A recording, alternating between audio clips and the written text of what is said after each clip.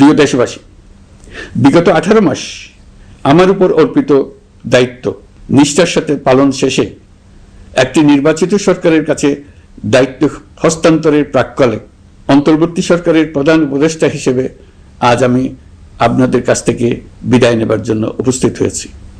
আজ বিদায়ের দিনে 5ই আগস্টের কথা স্মরণ করে আপনাদের কিছু কথা বলব। কি মহা মুক্তির দিন ছিল সেদিনটি, সে কি আনন্দের দিন। বাংলাদেশিরা দেশে বিদেশে যে যেখানে ছিল আনন্দে চোখের পানি ফেলেছিল।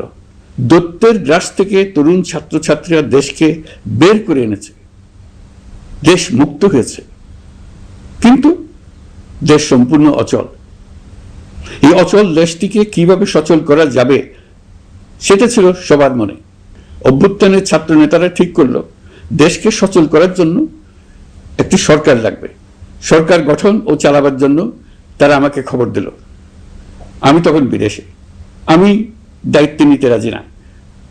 তারা জাতির প্রতি কর্তব্য পালনের কথা বলে আমাকে রাজি করালো। 18 মাস পর এখন আমার যাওয়ার পালা। আমি আজ আমার কাজ হতে বিদায় নিতে আপনাদের সামনে এসেছি।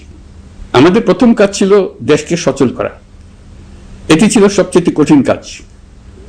যারা দেশকে লুটে পুটে খেত তারাই দেশের এই যন্ত্র চালাতো। তাদের একান্ত অনুগত লোকজন নিয়ে অভ্যুত্থানের সঙ্গে সঙ্গে সবাই পালিয়ে গেছে। বড় কর্তা পালিয়েছে, মাঝারি কর্তা পালিয়েছে, অন্যরা ভোল পাল্টিয়েছে অথবা আত্মগোপনে চলে গেছে। অবশেষে 12ই ফেব্রুয়ারি আসলো। 1.5 যুগ পরে দেশে একটি জাতীয় নির্বাচন এবং ব্যাপক সাংবিধানিক পরিবর্তনের জন্য সর্বসম্মত জুলাই সনদের উপর গণভোট অনুষ্ঠান হলো।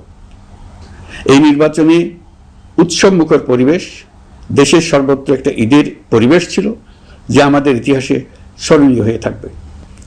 আগামী দিন নতুন সরকার দায়িত্ব গ্রহণ করবে। এর মাধ্যমে আমাদের 18 মাসের দায়িত্বের সমাপ্তি হবে। আমি ও আমার সহকর্মীরা সবাই আমরা সেই অঙ্গীকার রক্ষার চেষ্টা করে গেছি। কোথায় কতটুকু সাফল্য অর্জন করতে পেরেছি, কোথায় ব্যর্থ হয়েছি সে বিচারের ভার আপনাদের উপর থাকলো। আমাদের প্রচেষ্টায় কোনো ঘাটতি ছিল না। প্রিয় দেশবাসী, 24-এর গণ অভ্যুত্থানের সময় দেয়ালে দেয়ালে তরুণরা যে নতুন বাংলাদেশের স্বপ্ন এঁকেছিল তার কেন্দ্র ছিল প্রাতিষ্ঠানিক সংস্কার। সেই প্রত্যাশা বাস্তবায়নে অন্তর্বর্তী সরকার প্রায় 130টি নতুন আইন ও সংশোধনী প্রণয়ন করেছে এবং প্রায় 600টি নির্বাহী আদেশ জারি করেছে, যার প্রায় 84% ইতিমধ্যে বাস্তবায়িত হয়েছে।